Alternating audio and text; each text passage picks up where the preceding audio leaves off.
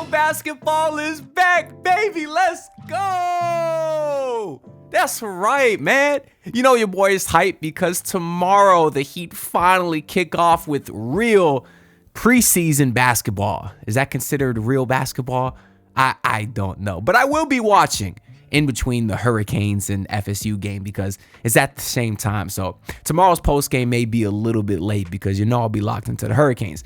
But anyways, it's been a long off season, so the fact that we finally have some games to talk about is something that I'm very excited about because it hasn't really been a very active off season for pretty much the entire NBA, but especially the Miami Heat, outside of a Norman Powell trade that got us excited for a little bit, and I guess the Kevin Durant saga, which ended how it always does with Kevin Durant going elsewhere.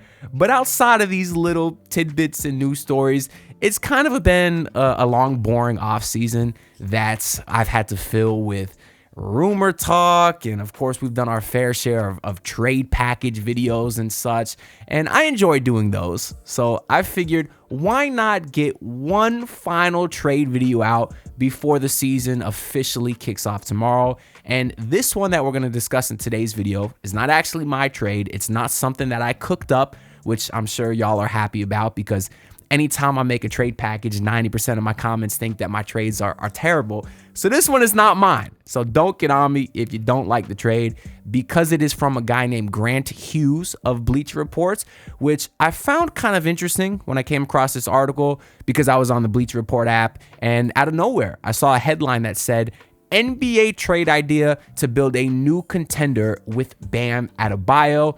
And they had a large picture of Bam on the thumbnail. So kind of caught me by surprise. I was thinking, damn, an article centered around Bam Adebayo? What does this mean? Is it going to be the Heat acquiring a star to play next to Bam and make a contender? Is it going to be trading Bam somewhere else and forming a contender for another team? And turns out it was the latter. The trade was sending out to Bam Adebayo. So I figured it'd be a good idea, a good video to kind of look through that article and have some fun discussing what a potential Bam Adebayo trade could look like. Now, I don't think the Miami Heat will ever trade Bam Adebayo, and certainly not this offseason, but mostly I don't think they'll trade him ever. We've talked many times about how everyone in the organization has anointed him as the next culture carrier. He was a rookie, and you had Alonzo Mourning saying Bam would get his jersey retired. Of course, Udonis Haslem and Eric Spoelstra and Pat Riley, they all know Bam is the next face of the franchise. So I don't think they ever will trade him, but definitely not right now. Because another thing we know is that this Heat team, they never sell. They never sell off. They never rebuild, although I'm definitely not against the idea, particularly right now, because we know the Heat are kind of in this rut of mediocrity where they're not great enough to contend, but also not bad enough to get a high lottery pick.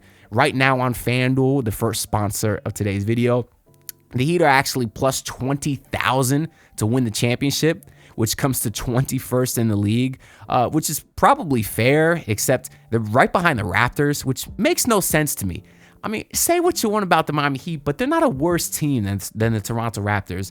That makes no sense to me. But although the Heat may not be contenders this year, I'm still very excited to see them play. I actually already have tickets to opening day in Orlando versus the Magic, so I will be at that road game. And if y'all want to do the same, you can do so by visiting the second sponsor of today's video, Game Time. The Miami Dolphins are in midseason form. The Florida Panthers are hungry to repeat as champions again. The Miami Heat finally tip off with real basketball later this week, and the Miami Hurricanes look like a powerhouse with trenches that are must-see TV. But even better than watching on TV is to be a part of the action live and in person, and there's no better way to do that than with the sponsor of today's video, Game Time. In fact, I just used Game Time a couple weeks ago when I went to see the Miami Hurricanes dominate the Florida Gators, and I'm really glad that I went because the stadium was electric and finding my tickets was as easy as a Ruben Bain sack. And that's because Game Time has an extremely friendly user interface that allows you to see a panoramic preview of what your view will look like from your actual seats. And the price is always shown with fees included, so no more hidden costs popping up at the last second. So if you want to see some Heat preseason ball that's tipping off just later this week, or want to see Tyreek Hill one more time in person before the Dolphins inevitably trade him, make sure to download the Game Time app today or go to gametime.co and sign up using my promo code CLNS. That's promo code CLNS to get $20 off your first purchase. Terms apply. It's as quick as a Gustav Forsling slap shot. Simply swipe, tap, ticket, go. Download the Game Time app today. And of course, I did get my tickets to opening day in Orlando on Game Time. I will be in section 101 if any of my viewers are in Orlando and want to come say what's up. Because coincidentally, actually, I just got recognized in public today, which is always really cool when it happens. Shout out to my guy, Joe, one of the managers over at a Publix in Naples. He came up to me and said, what's up? And I always love when y'all come up to me. It's happened a handful of times already. There was my boy, Alberto, in a Shake Shack in Miami a couple weeks ago now. So I just want to shout out to all of y'all that have approached me. If you ever see me, come say what's up. And all y'all viewers at home, I just want to say I appreciate the support. And if you're not subscribed, make sure you subscribe to the channel. Your support is greatly appreciated. But anyways, we know the Heat are not contenders. They probably won't be a contender anytime soon. But most importantly, we also know that they lack the assets to get any type of star that becomes available. Now, this trade from Grant Hughes of Bleacher Report kind of actually helps fix that problem of Miami lacking assets, which we've heard for many years now. So the trade that he has is the Miami Heat sending over Bam Adebayo to the Charlotte Hornets, and in return, they are getting Miles Bridges, Kon Knueppel, 3 first-round picks, and 2 pick swaps. One thing I want to remind you as you're looking at this trade is Fanspo, where I put together these trade packages. They didn't actually have Kon Knueppel on there, so what I had to do is use Pat Connaughton and Photoshop Kon Knueppel over him, but the math still works out because they make virtually the same amount of money next season. Kon Knueppel's rookie deal is a 4-year, $45 million contract, which comes to a little over $11 million per year. That kind of sounds like a lot of money for a guy who's a rookie, but remember, he was the 4th pick in the draft, and that's what high lottery picks are going for nowadays. So he's making a decent chunk of money, but for a guy of his skill level, I think it'll be great value. Definitely, at least by the time his rookie contract is wrapping up in 4 seasons. So he was the 4th pick in the draft. In my opinion, it was for good reason. If you're not too familiar with Kon Knueppel, just by looking at him, you may think that he is the stereotypical, unathletic white boy shooter who's a turnstile on defense. You might think he's Nick Stauskas on the low end and Duncan Robinson on the high end. A couple of Heat legends. Remember when Nick Stauskas played for the Heat?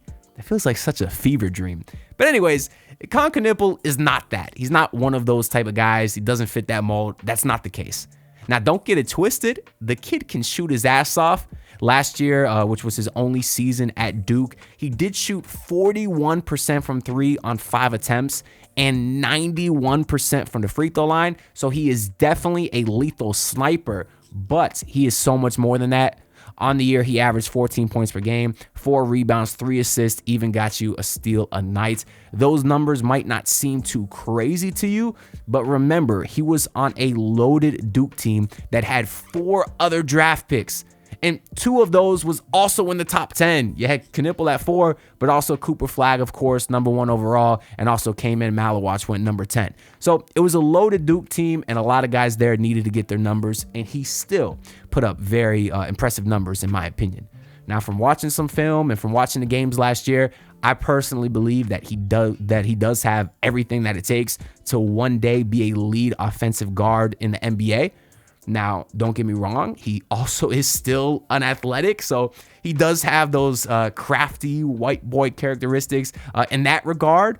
But in terms of his defense, he's still able to use his very high basketball IQ and size to be a very serviceable guy on the defensive end as well.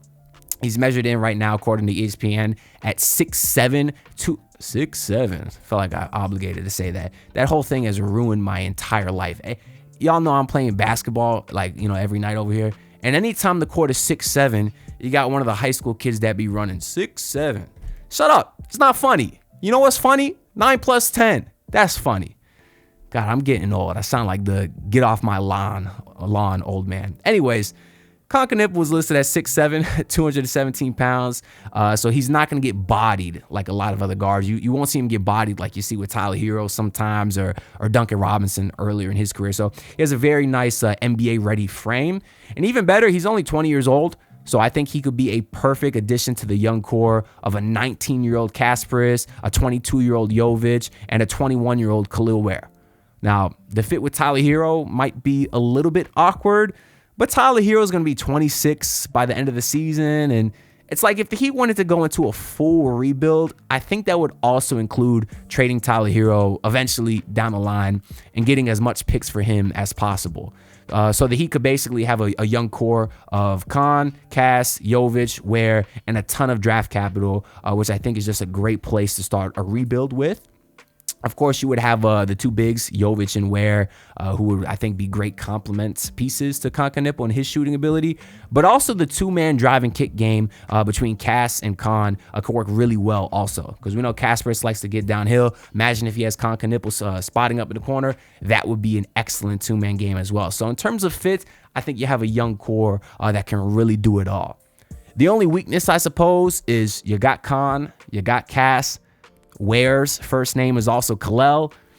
And I don't think a nickname of Triple K for this young core will go over very smoothly. I don't see a way you can nickname that young core with the Triple Ks there for obvious reasons. But anyways, you'd have the K squad plus Nikola Jovic, I guess. And it's just a very nice young core. And I think it's something Heat fans could get excited about. To clarify again, I don't think the Miami Heat would ever trade Bam Adebayo ever under any circumstances, but maybe they should if they really want to commit to a timeline. A lot of people are saying, oh, the Heat are finally committing to a youth movement. I mean, not really. You'll hear people say a young core of Jovic, Ware, Tyler, Bam. Those guys aren't really on the same timeline. I mean, maybe Hero, he's 25. He'll be 26 by the end of the year. 7 years older than a guy like Kasparis. But it's like Bam Adebayo's 28. That's not young anymore. He's a guy who's entering the prime of his career. So I don't think the timeline with Tyler and Bam at this point exactly matches the young kids, the actual young kids. I mean, it might seem like they were just drafted yesterday, but Tyler was playing in the bubble. Bam Adebayo was playing with Dwayne Wade and Hassan Whiteside. Like, these guys have been around longer than you'd think. So plus, Nikola Jovic literally just got an extension yesterday. The Heat are clearly investing in him, a 4-year, $60 million deal. And it's like, right now, he's probably going to be coming off the bench. So did you invest all that money in Jovic to have him come off the bench forever? I know he could maybe start at the 3 one day. I'm not opposed to that. I don't think Spoelstra would ever do that. So it's like, now what? You got Bam at the 4, Ware at the 5, and Jovic is a perennial bench player? Like, at some point, the fit there just doesn't make a ton of sense. So I could maybe see why it would make sense to trade Bam, although the Heat won't ever do it. Anyways, the draft capital in this trade is also pretty good. I always thought Bam could probably net you around 4 first-round picks. So in this trade, the Heat are getting 3 first-round picks, plus a guy who was just the 4th overall pick in the draft in Knueppel, and they also got 2 swaps, so it's not bad value. Plus, the Hornets are a terrible franchise. I have full faith that those swaps will work in Miami's benefits when they do come to do. As far as Miles Bridges, I don't even think he should be in the league, let alone on my team. So I'm definitely not a fan of that. But his contract is only 2 more seasons, so maybe he has some value next year as an expiring contract. He's still a guy who's averaged over 20 points per game for the last 3 years, so maybe another team will take him off Miami's hands because I certainly wouldn't want to root for him. But there is other options here. Like I know the Heat could replace Miles Bridges with Colin Sexton's contract, who I do like, and he makes a little bit less money. But point is, this is sort of the framework of what a potential Bam Adebayo trade to Charlotte could look like. I'd feel bad for Bam. He'd go to a situation that's kind of sucky, a team that's not all that good. But there's a couple positives. Bam finished his high school career only about an hour away for Charlotte, so he'd get to go back home to a city that he's familiar with, and he'll get to play with LaMelo Ball whenever he's healthy, which is not a lot nowadays, but certainly LaMelo and Bam would be a pretty fun highlight factory. So I think that'd be pretty cool to watch. But I don't think that Charlotte would be anywhere close to a contender, as the title of this article suggests. I mean, in addition to LaMelo and Bam, you'd still have Brandon Miller, who I think could be a really nice fit at one of the forward spots. They just drafted Liam McNeely, who had a nice summer league, and he'd also be an excellent shooter to fit in with that core. But there's still too many questions regarding the ceiling of all of those guys, whether their stats actually have a winning impact, and also their health. We know LaMelo Ball has trouble staying healthy. Brandon Miller was a sophomore last year, only played 27 games, so we'll see what ends up happening with him. But hey, that team has no culture. Maybe Bam Adebayo can give them one, because Bam certainly has a ton of culture. Either way, the Hornets are definitely a lot farther away from a championship than the Heat. Earlier, we said that FanDuel had the Heat at 21st at plus 20,000 odds to win it all this year. But Charlotte is 28th, and they're at plus 100,000 odds to win the championship this year, according to FanDuel. So very clearly, they're nowhere close. But hey, at least they'd be doing something to finally get a center and get Bam Adebayo or get LaMelo Ball some help. But anyways, that's all I got to say for this video. Let me know your thoughts down below on this trade. Very curious to hear what y'all think. What do you think Bam Adebayo's trade value is? Even if it's not to Charlotte, what do you think he could net you on the open market? Make sure to like the video and subscribe, because all your support is greatly appreciated. And I'll see you on the next one. Peace out, everyone. Look, pull up in your city, tryna get that dead face. Do it on my own, I don't need no dead weight. Had to kill him off, yeah, I need a head space. You know this homegrown bitch don't offend me.